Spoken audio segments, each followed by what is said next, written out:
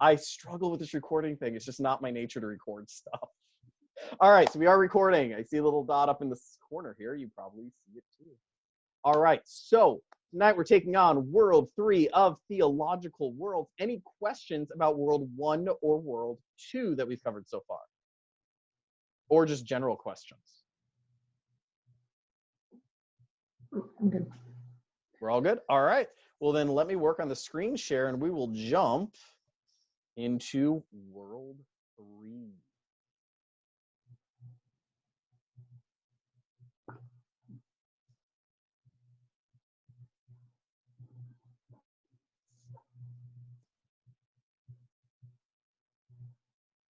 There we go. And again, I can't really see you guys because I can only see the one person who talked most recently. And so please just interrupt me if you have questions, okay? And I'm going to keep this thing sort of in the corner just so I can see if anyone else is trying to jump in. Because Fred did not know when he might be able to be here. All right. Theological Worlds, Class 4. We're going on, I don't know why I'm showing you the number of fingers I have because I don't see them. But I'm holding up 4. Exploration of Christian spirituality here.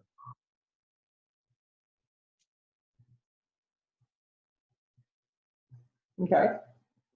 There we go.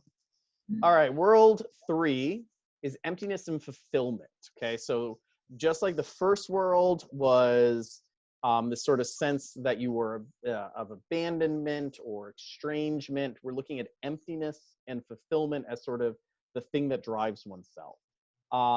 Again, just like World 2 was the warrior, World 1 was the alien. Tonight we're talking about folks who feel not necessarily alien, but outcast. Okay, so this isn't E.T. wanting to come home because home is this far away, perfect place. It is that somehow you got kicked out of home.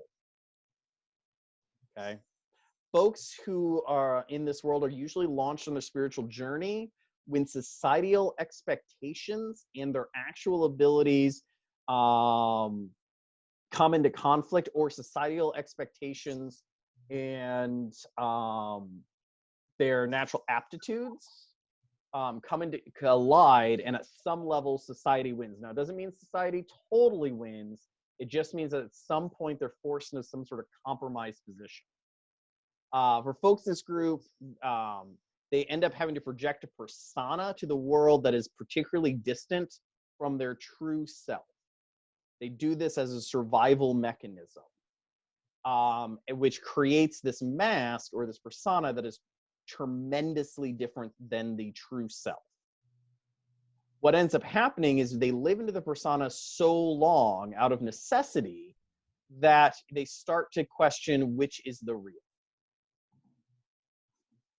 and start to worry that they've so long played into the persona that that real thing that they were protecting may now just be a void.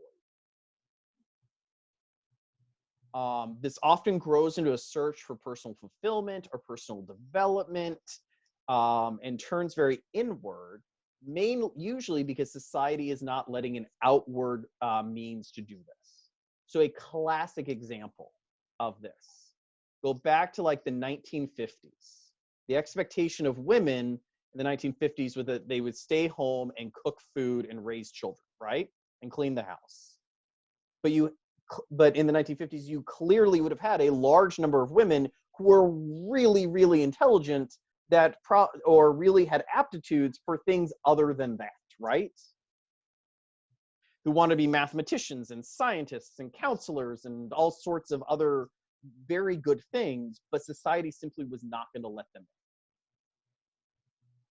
And so you end up in this situation where you have to pretend to be Donna Reed, even if you're really Steve Jobs on the inside. Okay, you know what I'm saying?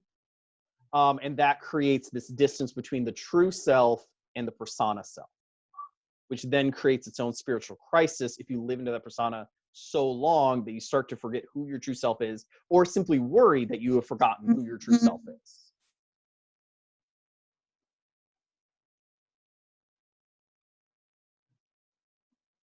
So the struggle.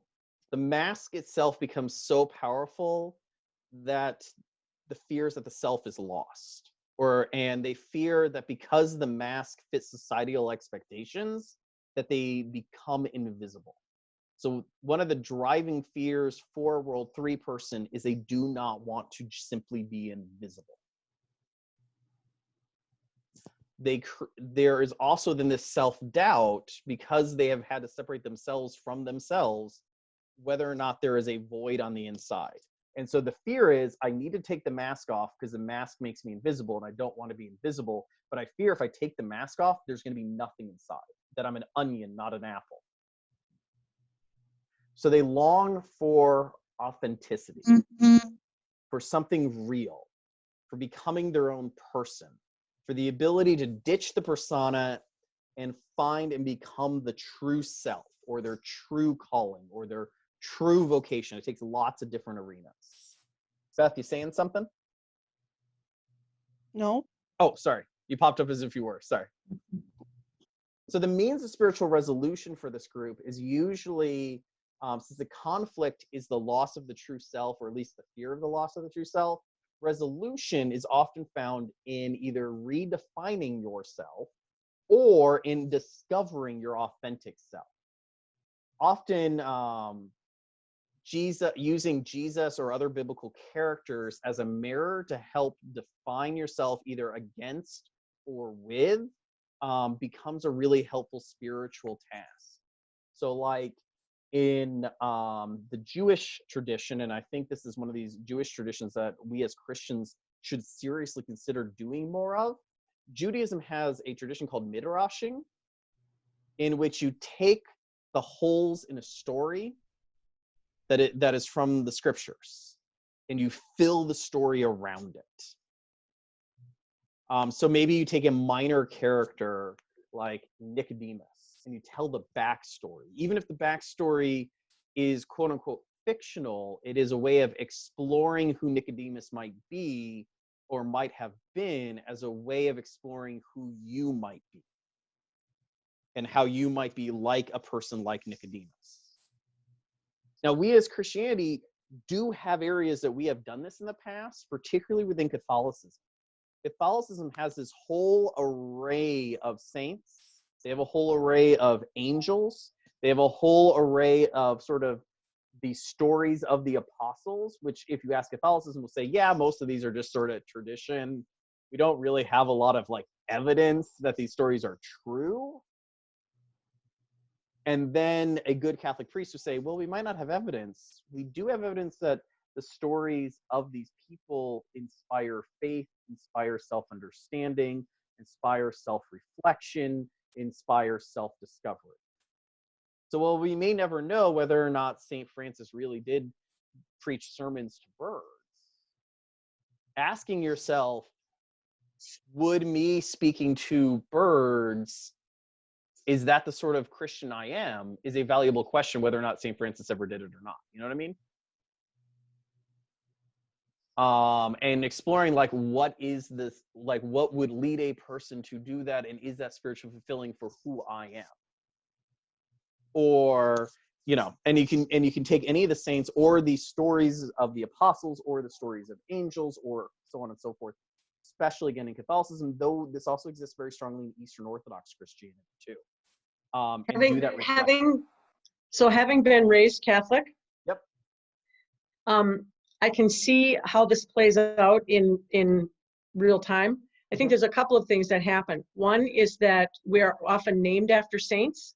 Yep. And you are sort of asked to explore that particular saint and find ways that your life and your journey may coincide with that saint. And we also choose confirmation names. Yes. In the Catholic Church. Yep. So you choose a saint and a saint's name, and it's a saint that you identify with because of something that they did or some life that they lived, or So I think that's a very Catholic thing to do, that whole thing. Absolutely. And I think when done correctly, and please hear the very big disclaimer of when done correctly, it can be very spiritually valuable. But again, it always has to, I think we always have to remember that, I think you always have to be like, this isn't history, this is spirituality. Because a lot of what we know about the saints is more tradition than it is historically provable. Now, there are things we can historically prove about certain saints, so on and so forth. But to me, that is the value of the saints. Is exactly what you're saying. And one of the things I realized when I spent time at a Catholic seminary is, particularly in sub-Saharan African Catholicism, because you had a much larger number of folks who are getting baptized as adults, or at least older, rather than babies, which is most Catholics in the U.S. get baptized, that baptismal name took on very much the same scenario of what you're talking about as confirmation names do in here. Mm-hmm. And so a lot of my classmates who went on to become priests in the Catholic Church, when I was spending time at the Catholic seminary, would often talk. And they would introduce, like, this is my name, this is my Christian name. And I chose my Christian name, and would have a whole beautiful spiritual story behind how they came to be. And very meaningful. Mm-hmm. So yeah, so that sort of thing for World 3 folks, usually really, really meaningful. Lutheranism sort of has that with like the confirmation scripture. But I would love to see Lutheranism do more to incorporate that sort of spirituality in those arenas. Now, the fear is always, oh, well, if we do this, then it will be too Catholic. Like, yeah, but we can steal stuff from anyone as long as it's good, right? But then that's a very World 2 thing to say. As long as we're working towards goodness here, we shouldn't steal from whoever. Just claim your own world there. And so then self-discovery becomes a driving force of World 3 spirituality. It becomes this very important thing. And really, most spirituality for World 3 is going to drive around, does this help me discover who I am, and then later, who others are? Because there's almost this, I'm going to be super fancy, then I'll explain myself, this sort of Hegelian, who am I and who are you? And are you and I like I am an I? Am I a you the way you are a you? I just thrilled 3 people who like philosophy books. None of them may be here. But it's this idea that I know that I am this complicated human being with goods and bads and warts and so on and so forth. A lot of times World 3 people will really be like, am I worse than everybody else? Am I just like everybody else? And that will be this sort of self-doubt that often exists in companies World 3. There we go. I'll move you guys over. So images of Christ for World 3 often is Christ is used as a model, but not necessarily a moral example. Okay. So we'll get to World 4 next week. World 4 is all about morality.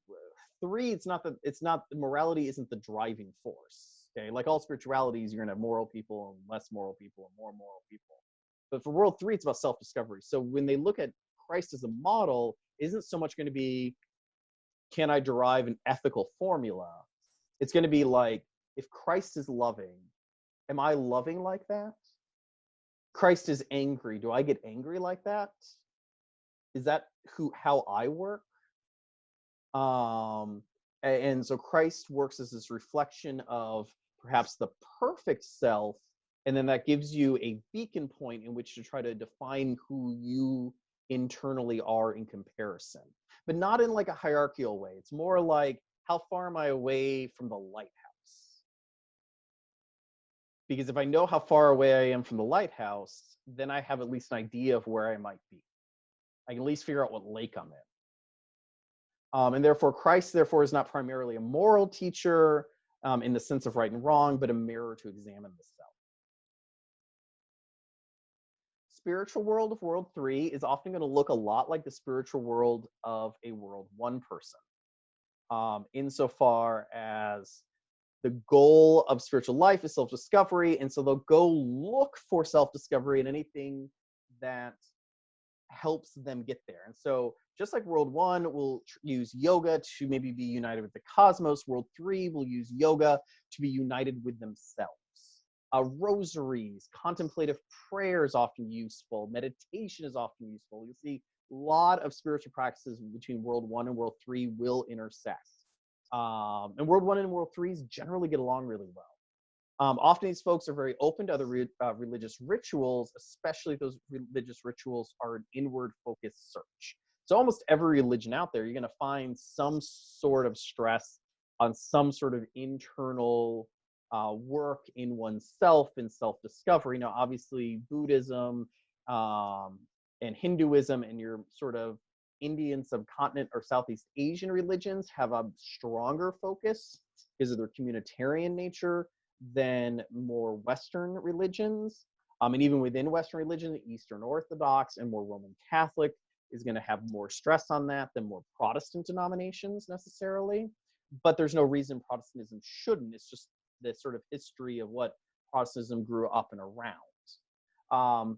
It's worth noting it's not always the spiritual pursuit may not look from an outside perspective as particularly spiritual. So especially among World 3s that have a knack for science or math, you'll often find the spiritual pursuit tied up in a pursuit of psychology or a pursuit of typology or sociology or anthropology. Because in understanding how society works or how the individual works, those all help one understand how they work or work in relationship to others, and are all perceived as, and I would honestly argue are, pursuits of understanding the true self or selves in humanity. So strengths of World 3. Usually World 3 folks are highly tolerant of ambiguity. They can hold two things that are mutually exclusive and say, yeah, they could both be true. Very usually strong with diversity of expression, different ideas, different moralities, different ways of doing things. Really doesn't shake a World 3 person at all, because what they care about is that this is helping someone somewhere figure out who they are and do that inner search. So who cares if it's Buddhism, Hinduism, Christianity, whatever. What works for you works for you. Usually care deeply about individual worlds of others and highly empathetic to individual pain. So World 3 folks are usually really good. Like you come in and they will often really quickly sense if you're in pain because they live with this strong persona. They can see through other personas really quickly. So you usually have a lot of high EQ folks within this World 3 world. The self is often highly resilient because this comes out of a oppression of society. There is a certain resilience that World 3 people have. They're the sort of person that get knocked down, they get back up. They get knocked down, they get back up. They get knocked down, they get back up. And you start to ask yourself, how in the world are you getting up every morning? And yet they still seem to do it. Even if there's pain, even if it's hard. Back to our initial analogy, though, you know, or maybe my grandmother's era or older, those were some pretty strong women. They went through a heck of a lot and survived a heck of a lot in the face of immense amount of oppression. And that takes some serious strength. And they got up every day and did it. That's very World 3. Pitfalls of World 3. And again, all groups have pitfalls, so this isn't criticism, and just because there's a pitfall doesn't mean you necessarily do it. It just, these are things World 3 folks need to keep an eye out for. Sometimes the search for self can become really individualistic or consumeristic, especially once you get into the self-help world. Like, what's her name? Uma Thurman or something, who had like her weird self-help stuff for a while. For thousands of dollars, you could get like a stone that would reform your chi or something. Like you can really get, people will, if you are searching for the self, people will, and you have money, people will sell you all sorts of junk. Okay? Gwyneth Paltrow. Granted, that's who I'm thinking of. Sorry, Yep. I am very bad. I am not a huge like TV watcher, movie watcher person, so I just. Yes, I only know this because I only know this because she has a show on Netflix that is out there. Okay. So, I only ran across this listening to Marketplace one day, and it's like, oh, that is so she is, anyways. Yep.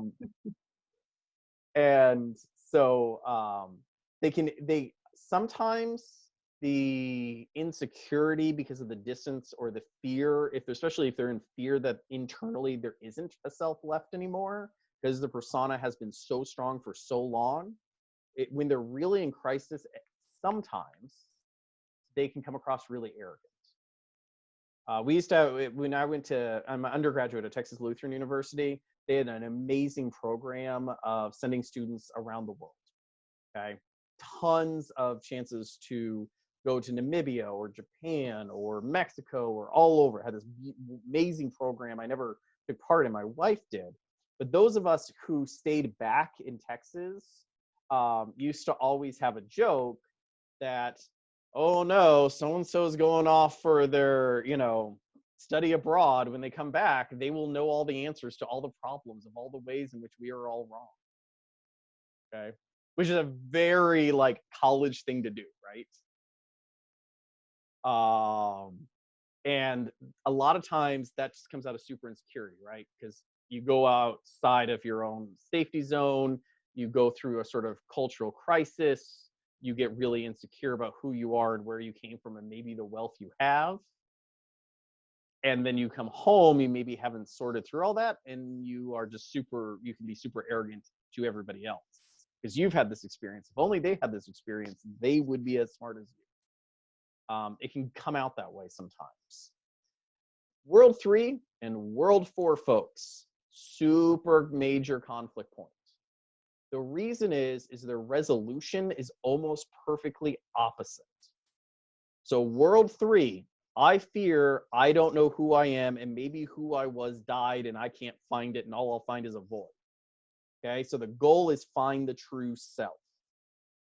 World 4, which we haven't gotten to, that's next week, or 2 weeks from now, is people who found their self. Okay, they are people who found themselves and determined that themselves is not good. So World 4 person is usually driven by doing something that either is wrong or they perceived as really wrong. And then having the realization they liked it. Okay, so they do something really bad, or at least something they perceive to be bad. And then they go, but I really liked it. And so the self for a World 4 person, they perceive as evil, bad, or sinful. And so the World 4 person's goal is to cleanse or purify the self. The World 3 person's goal is to establish and find the self. Needless to say, if one person wants to get rid of the self, the other person wants to find the self, you're going to have a clash with those two worlds. Okay? Which is why you don't find a lot of folks who overcross the evangelical world, which is where you find a lot of World 4 people, and the Buddhist world, where you find a lot of 3 and World 1 people. Okay? You don't find a lot of Buddhist evangelicals because those two groups are appealing to two very different types of spirituality. So World 3s need to be sort of conscious that they're going to clash with World 4s, and World 4s should be conscious they're going to clash with World 3s. All right, I'm going to stop the share. Any questions or thoughts? Did I have any World 3s out there that are willing to say that they're World 3s? I'm a World 3. You're a World 3? Okay. As I'm listening, from being raised Roman Catholic, and then I converted to Missouri Synod Lutheran, and then ELCA Lutheran, and then back, and then Mormonism, and then I want to make sure that all my bases are covered when it comes to eternal life. That's what I keep telling myself. But and then I went from Mormonism back to Missouri Synod Lutheran, back to ELCA. So I think I found my home. But awesome. I was the worst catechism student growing up as a kid because I had all of these questions, and the poor nuns that were trying to educate me were misunderstanding my questions of pure curiosity to defiance. And I just feel like for the last 40 some years, I have been on this quest to find where I fit spirituality. So I am a very true world 3. Yeah, absolutely. Very true world 3. Absolutely. Very diverse. Absolutely, which is a good thing. I just have friends in all the different denominations, just so that I have someone to vouch for me if I got it wrong. Yes. And my daughter got in trouble. We went to private school, to Lutheran school, and they had a chapter on Mormonism, and she was raised in the Mormon church. And when they started to teach the doctrine in the Lutheran school, my daughter corrected them, and it turned into this big, it was, yeah, a learning curve for all of us. Yeah. The Missouri Synod is not known for its tolerance of other denominations. No. In particular Mormonism. No, it is not. And she learned that. Yeah, I'm sorry. That had to be a painful. No. It's good. All is good.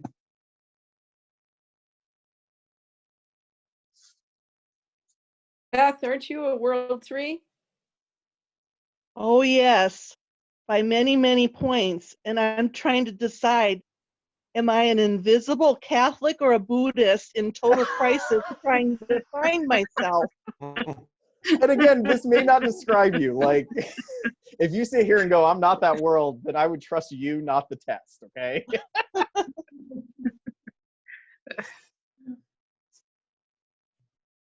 But did it sound like you? I mean,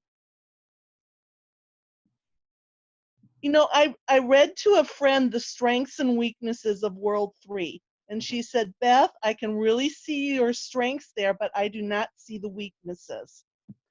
that's fair.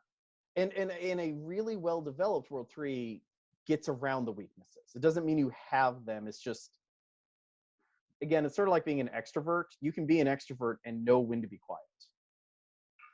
But extroverts need to be careful. You know what I mean? Why are you looking at me? I'm looking at myself, dude. I am an extrovert. I am married to an introvert. She has helped me a lot to understand when I should just stop talking.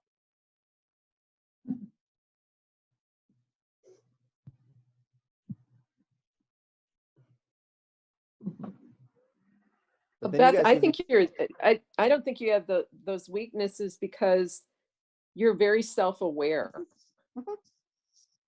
And I think you recognize that, and I think that's what one of your strengths is because you can recognize that, so you don't fall into those pitfalls. But is it my mask? Is it the mask I'm wearing?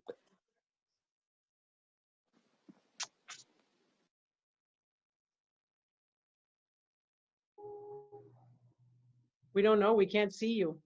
Yeah, yeah, Like you I have the said, camera I'm off. invisible. You're invisible, Beth. Double invisible. It is Halloween. It is Halloween. Or almost Halloween. Almost. I thought there were some really interesting. I was relatively low in World 3, Okay.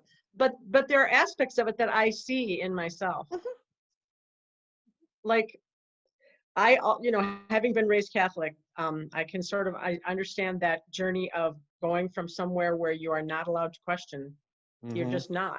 There is Yeah. no questioning because somebody else has the answer and they'll tell you when they're damn well good and ready if you need it, but otherwise just shut up.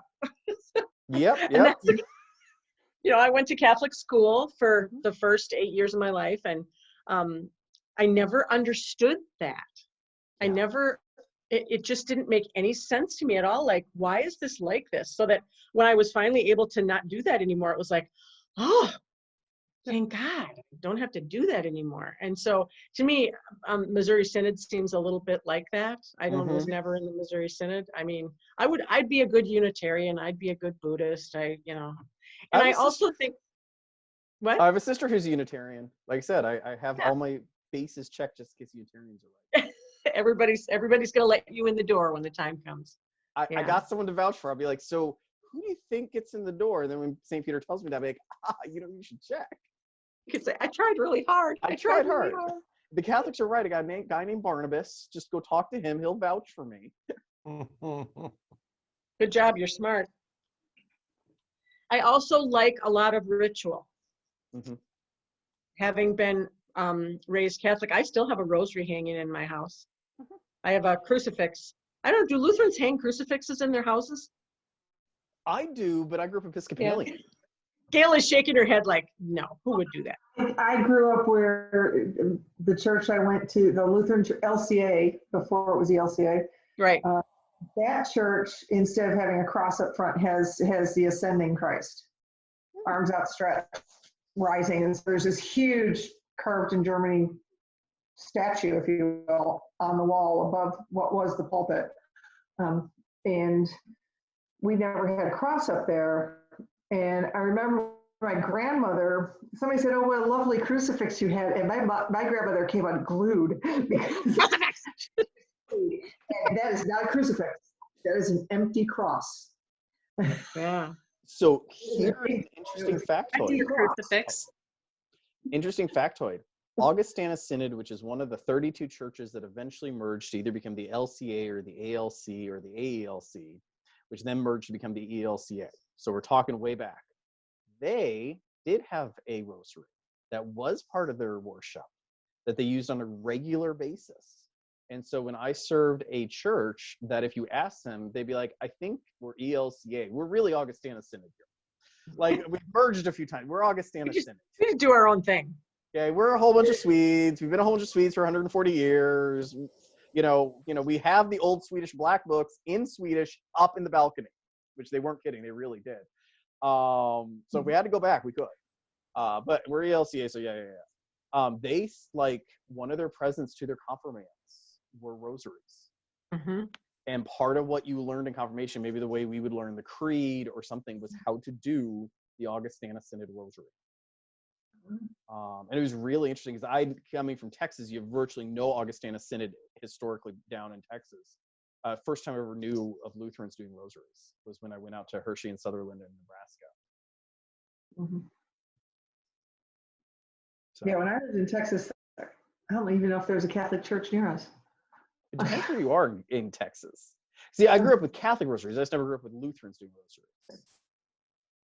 Because San Antonio is like predominantly, it's Catholic or Southern Baptist, and then there's the other category for everybody else. Yeah. You an evangelical, you a Catholic, or you one of these other Christian groups? Other. Other. Yeah. It's a different world down there in San Antonio. I enjoy it up here, though. It was a nice place to visit. And it's worth noting that one of the things I always like to remind folks who've encountered Catholicism, white Catholicism in the upper Midwest is a completely different critter than Hispanic Catholicism in the Southwest. Especially in like Texas, because like mainline Protestants, you're basically brethren in the Southwest. So like there is like this idea that there's a Lutheran Catholic like animosity does not exist down in Texas. Because we're no threat to Catholicism. We're like 1% of the population. Like all main lines together, we're like 3%. And so, you know, we can team up on all the economic issues with Catholicism, and we can ignore the moral issues. And honestly, Hispanic Catholicism sort of like, you know, on the moral issues and much more concentrated on the economic. So I know it like throws people a lot of times. I'll say like I went to a Catholic seminary and like they offered me communion. And I'm like, I'm Lutheran. They're like, we won't tell the Pope. You don't tell the Pope, we won't tell the Pope. Who cares? Which is not the sort of Catholicism we have around here. The priest welcomed everybody up, and everybody went up for communion, whether they were Baptist or Catholic or whatever. It was amazing. I think the priest also got in a lot of trouble shortly thereafter. Probably. Funeral service for a teenager that he wasn't supposed to do. But it was important. All right. Well, I'm going to go ahead and end the recording. We can keep chatting however long you guys want to.